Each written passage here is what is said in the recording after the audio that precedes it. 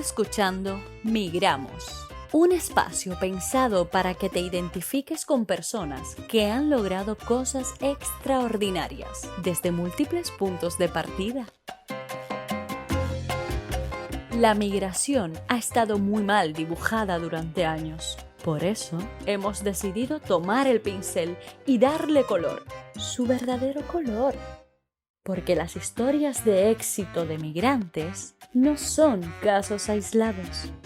Inspírate, conecta y descubre aquí que el éxito tiene muchas caras y muchas formas.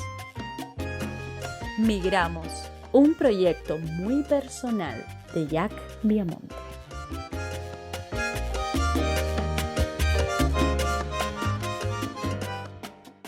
Voy a empezar diciendo que yo tengo la gran suerte de conocer a Justiniano, no solo de conocerlo personalmente, sino también de haber escuchado algunas de sus conferencias, porque es un conferenciante extraordinario, es mentor, es emprendedor, bueno, tiene un currículo increíble, pero quiero dejar que seas tú, Justi, quien te presente. Bueno, yo le digo Justi ya la confianza, Justiniano Vila, por favor, cuéntanos quién es y a qué se dedica. Así es.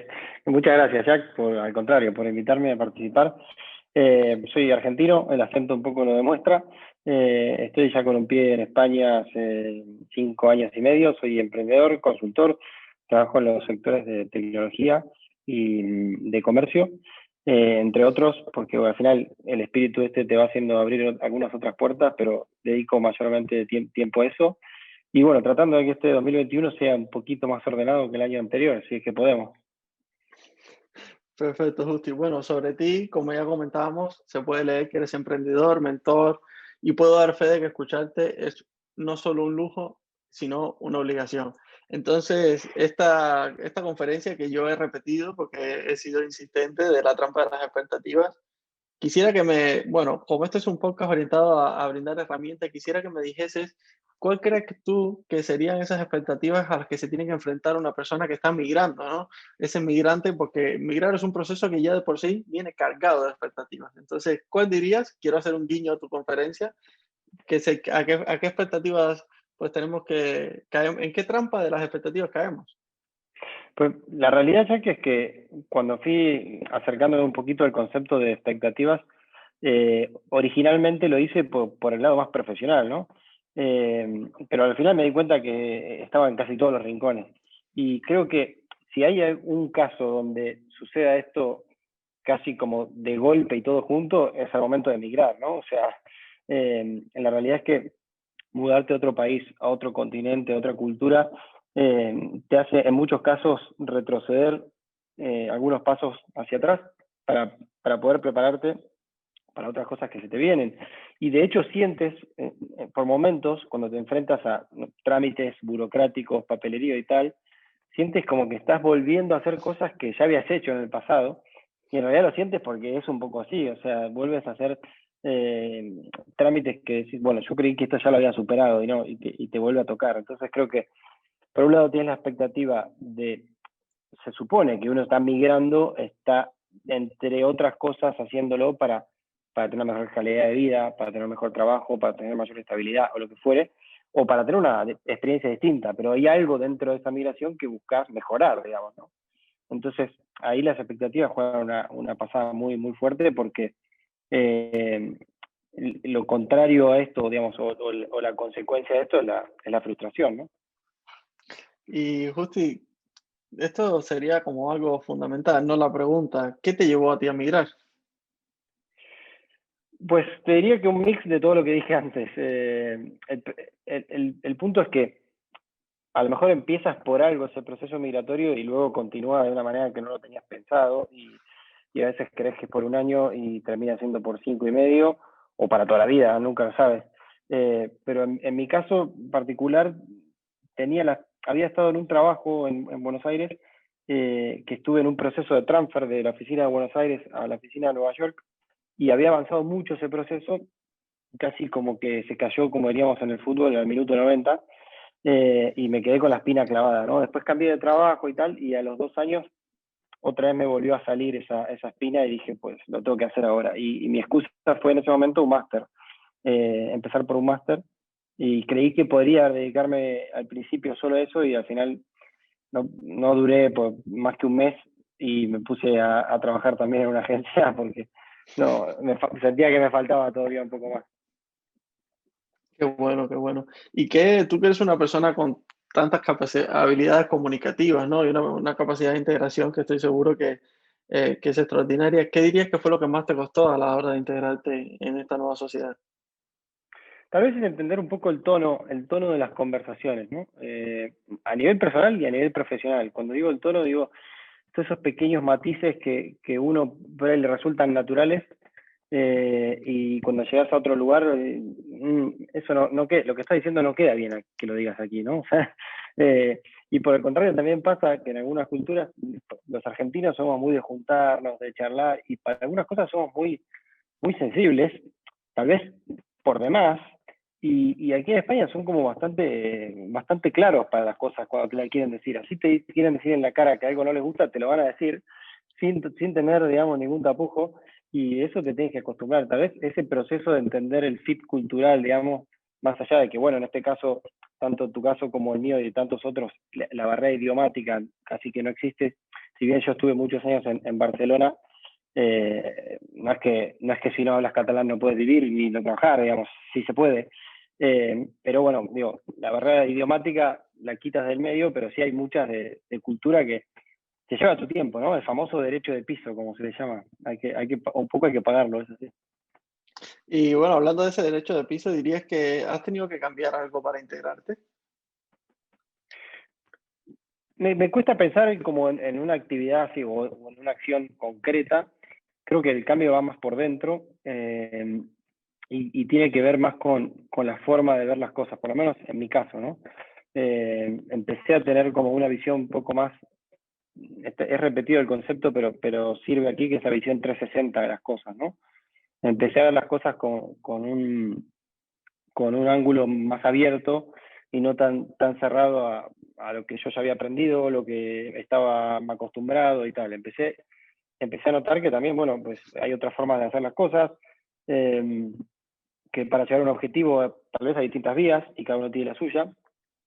Y eso es un proceso, en realidad no surge de un día para el otro, pero si yo me pongo a pensar año 2015 cuando vine originalmente y ahora, sí, el cambio es evidente, que igual tal vez inmigrarte, parte de ese cambio también lo hacía, digamos, ¿no? Pero la migración creo que acelera procesos, porque al final estás lejos para otras cosas, hay momentos que querés vivirlos con alguien y lo estás viendo con otra persona que no entiende lo que te está pasando, sea en cultura o en costumbres.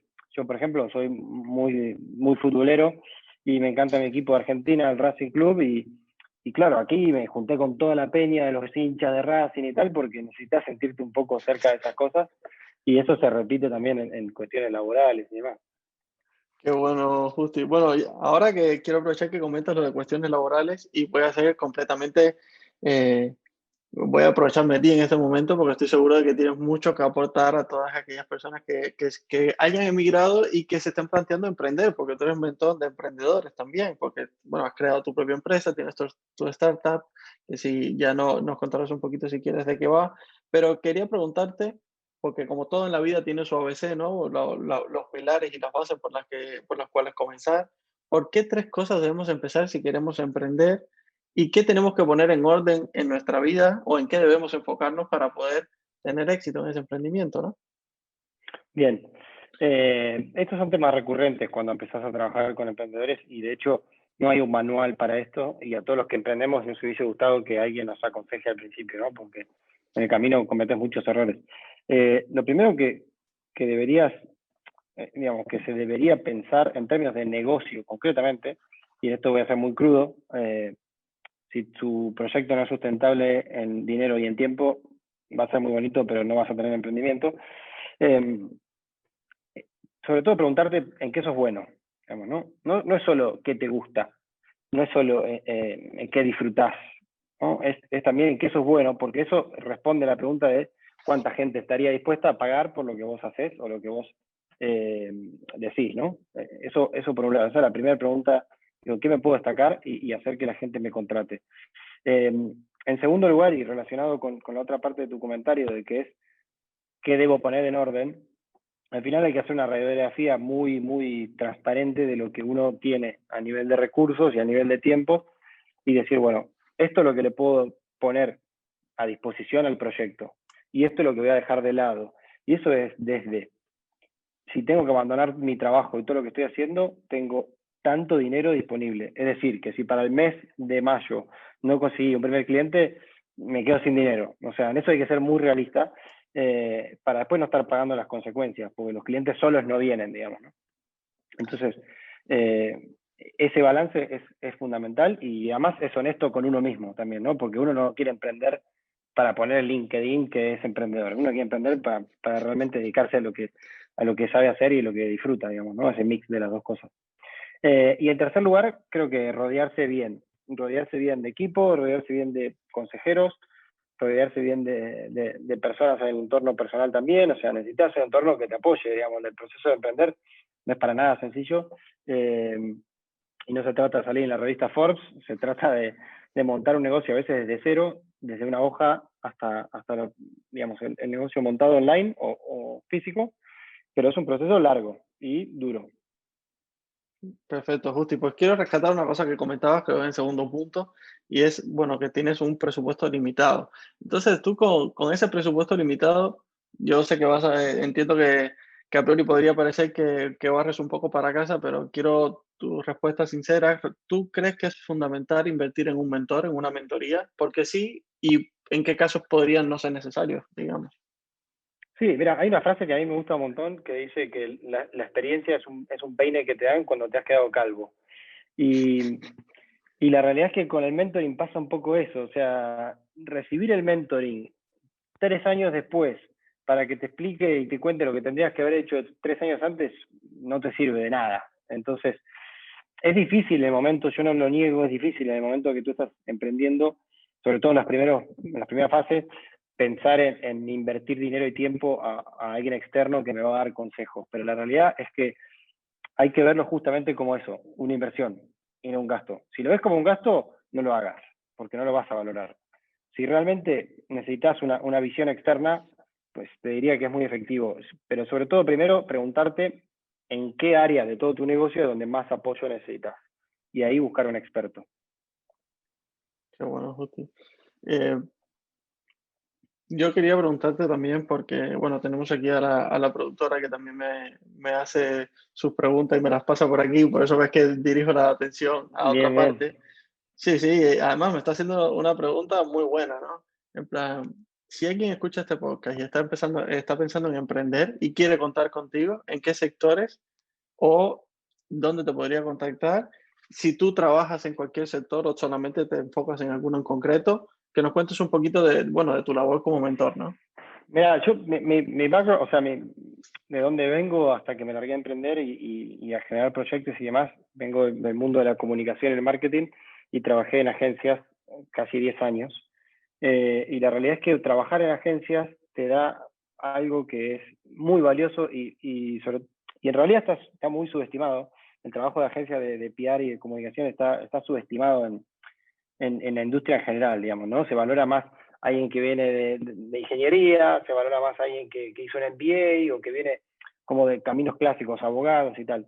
Y en realidad trabajar en la agencia te da un multitasking tremendo porque trabajas para clientes de diversas industrias y se dice que más o menos una persona que trabaja en agencia está en un día a día normal atendiendo entre 4 y 7 clientes a la vez. Y tal vez te tocan farmacéuticas, automotrices, una fundación o ONG, una empresa de consumo masivo y una compañía de papel. Entonces, te obliga a aprender un montón de todo. Eso fue un poco mi base y eso me llevó a mí a entender que en realidad el expertise está en el valor que vos vas a aportar más allá de la industria, ¿no? Entonces yo lo que hice fue dar vuelta a esa página y decir, vale, ¿en qué puedo aportar valor? Y ahí identifiqué 4 áreas, ¿no? La primera es estrategia de negocios, cómo definirla, sobre todo en lo que se llama el From Zero to One. Hay un libro de Peter Thiel que se llama From Zero to One, que lo recomiendo muchísimo, que es básicamente cómo llenar esa hoja en blanco, ¿no? Digamos, el segundo eje es el de comunicación y marketing, que es un poco el mundo de donde vengo, o mi oficio, digamos.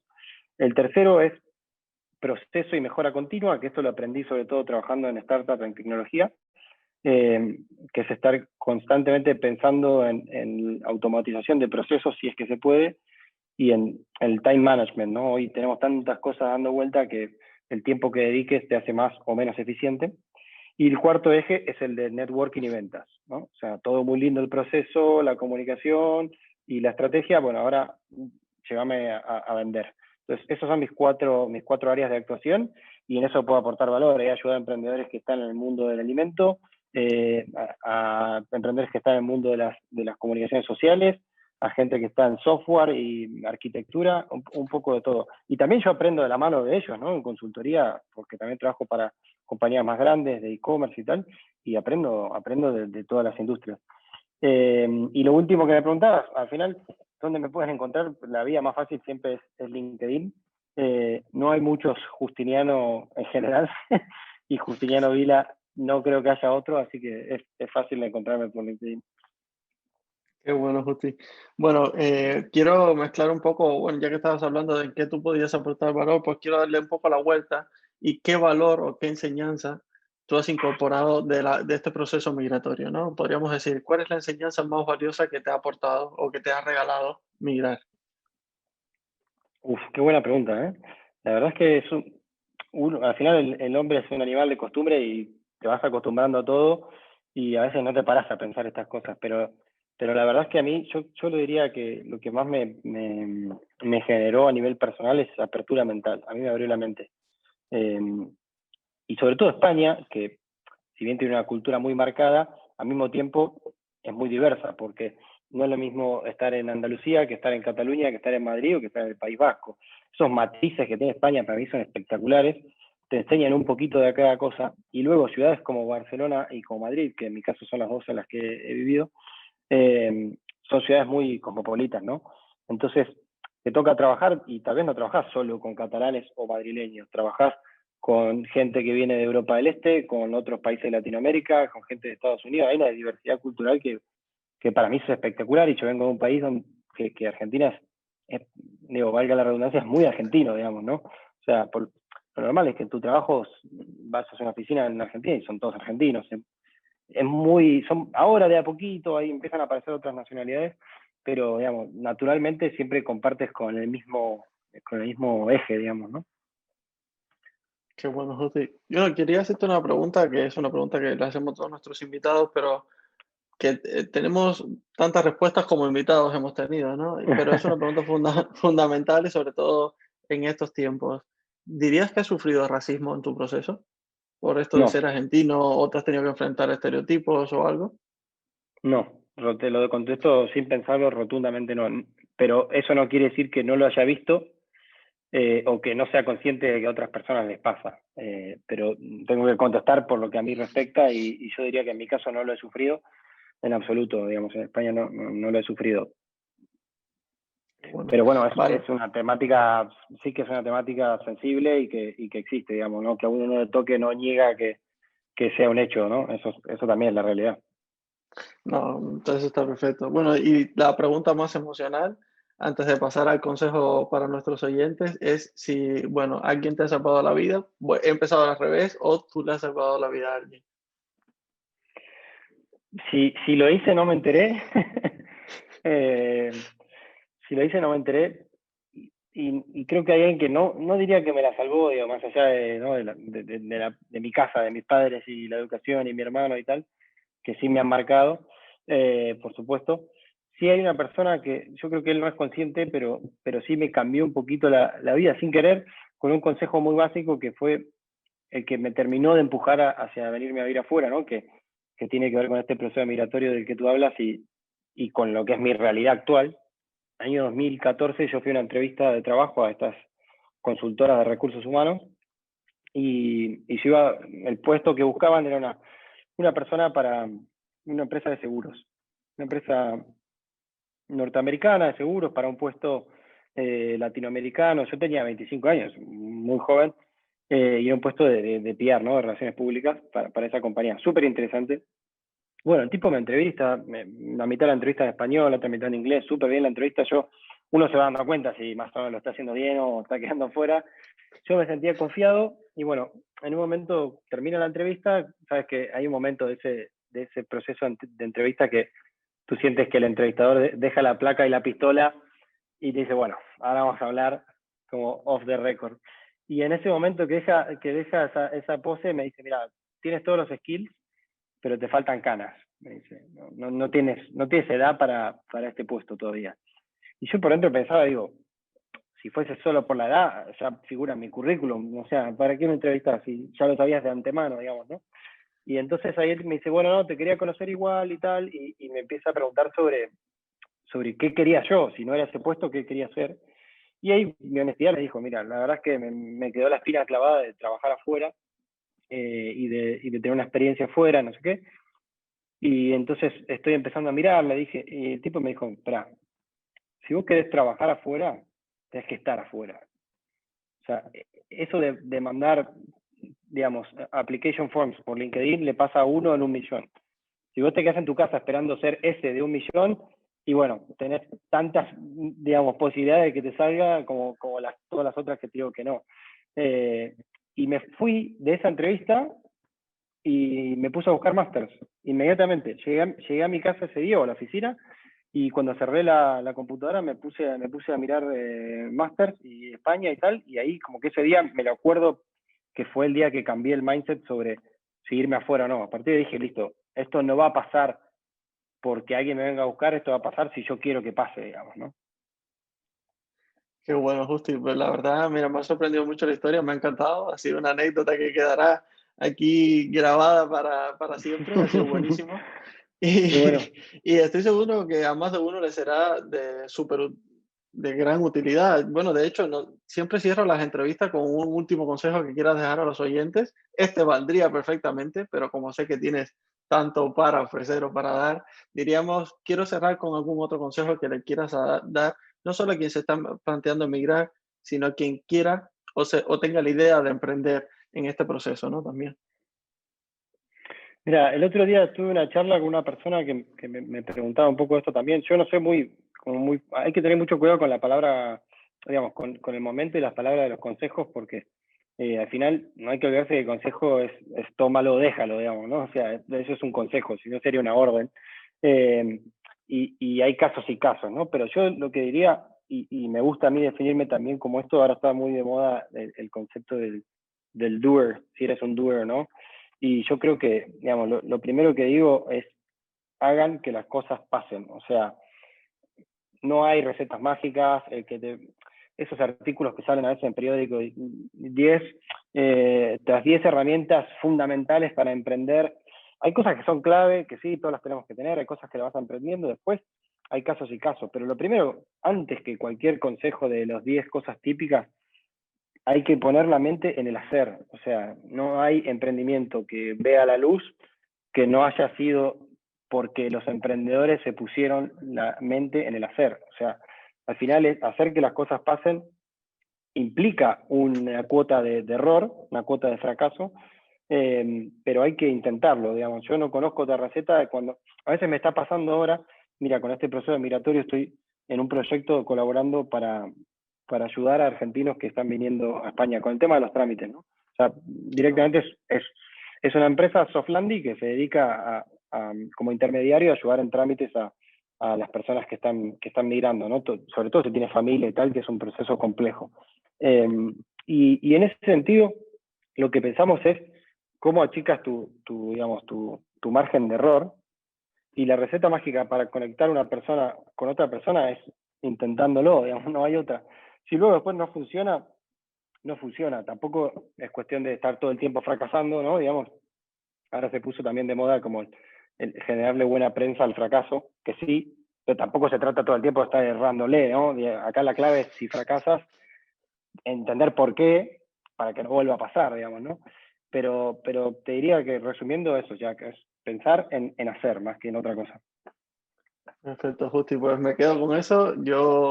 Me ha gustado mucho eso que has dicho, que se ha puesto muy de moda, pues la buena prensa al fracaso, y lo importante siempre es aprender de ese fracaso. Hay que hacer, sobre Exacto. todo hacer, porque escuchamos muchísima información de valor todo el tiempo, por lo menos todos los que seguimos un poco de cerca, ¿no? Perfiles como el tuyo, que son personas extraordinarias que aportan su valor de una forma u otra, tanto en conferencias como en sus artículos, entrevistas, etcétera, como entrevistas como esta. Pero lo importante es recepcionar, como decías antes, tomar esos consejos, los que te sirvan, y aplicarlos siempre. Así, eso es lo único que te acerca a la persona que tú quieres ser o al objetivo o a la meta que te propongas. Así que Justiniano Vila, muchísimas gracias por compartir este rato con nosotros. La verdad que siempre es un placer, sabes que te aprecio muchísimo y que aquí tienes Igualmente. un amigo y te mando un abrazo de corazón. Gracias a ti, Jack. La verdad, un placer, como siempre, charlar. Y bueno, cuando lo necesiten, aquí estaré. Fuerte abrazo. ¿Te ha gustado este episodio? Suscríbete. Nos encantaría conocer tu opinión.